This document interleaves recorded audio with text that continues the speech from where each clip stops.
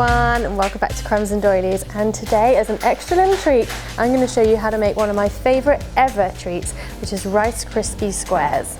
So I used some of these when we made the fridge cake the other day, which loads of you made, and they looked awesome, so thanks so much for baking along with me. And I thought, actually, these are so simple to make. You just need like 3 ingredients and they're delicious. You can pretend that they're breakfast because they've got cereal in them.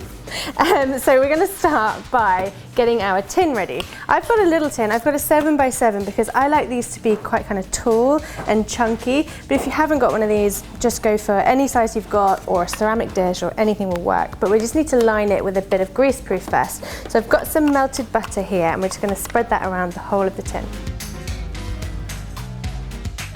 Okay, and then we'll take our greaseproof paper, which cut to size, and we'll gently lay it in the tin, making sure that all the sides are covered so that we can get it out of the tin nice and easily. It's not going to stick to the tin and ruin our lovely square Rice Krispie treats. So that's all ready, and we'll just pop that to one side for now, and we'll get on with making the treat. So it starts with some melted butter, and I like to do this with burnt butter because I think it adds like a little richness, a little nutty taste in there as well. But you can just use melted butter if you wish, but we're going to burn this today. So I've got 60 grams of butter in my saucepan, and we're going to heat it over a medium heat, stirring it all the time until it turns nice and golden.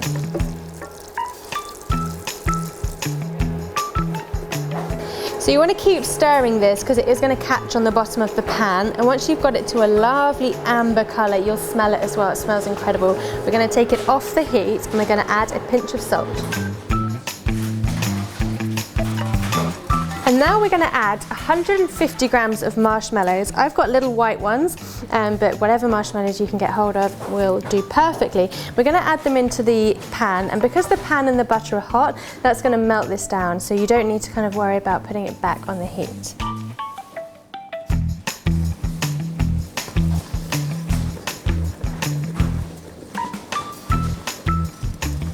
And once it's all melted, it will be all kind of stringy and looking like something out of Ghostbusters. We're going to grab our Rice Krispies, and I've got 125 grams of those, and we're going to tip the marshmallows straight into the bowl.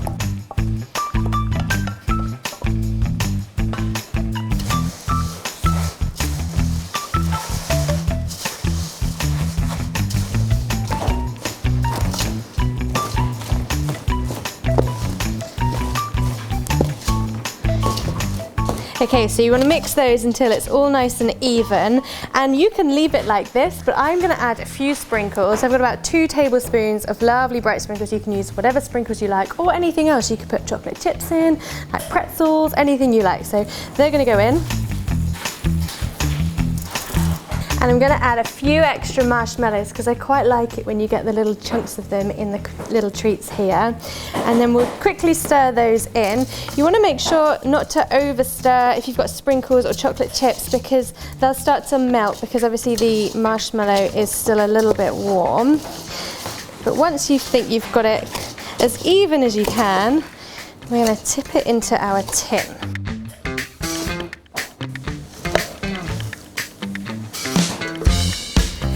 So this is setting really quickly all the time as soon as we've taken it off the heat. So we need to smush this down, and I find the best way to do that is with an extra bit of greaseproof paper, so that I can put that on top, and I'm just going to push down with my hands, getting it into all the corners and making it nice and level on top.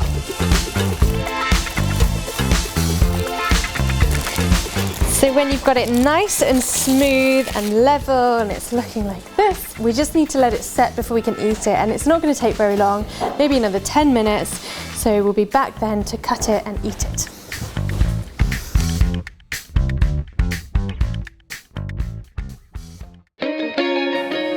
And 10 minutes later, it's out of the fridge, it's out of the tin, and it's looking awesome. I love it. So now it's time to cut it. So I've got my nice sharp knife and a ruler, because guys, we want these to look perfect. We want them to look Instagram perfect, and you know, let's face it, we've all got a little extra time on our hands. So we're going to start by measuring it. I'm going to divide it by 3 because I like that kind of size. So I'm going to go for 2¼ inches square.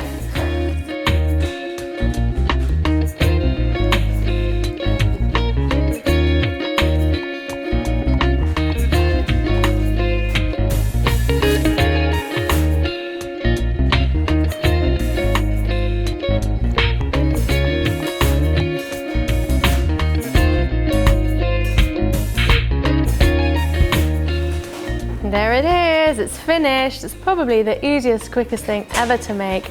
Looks great. It's all kind of boingy. And it tastes great too.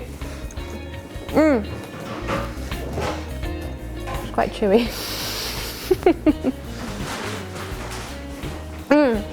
And you can really taste that kind of burnt butter. Just brings an extra flavor through, and a little bit of salt pulling those flavors out as well. It is perfect and it's delicious. It will keep for ages. Actually, it won't keep for ages because every time you walk past it, you're going to eat it, honestly.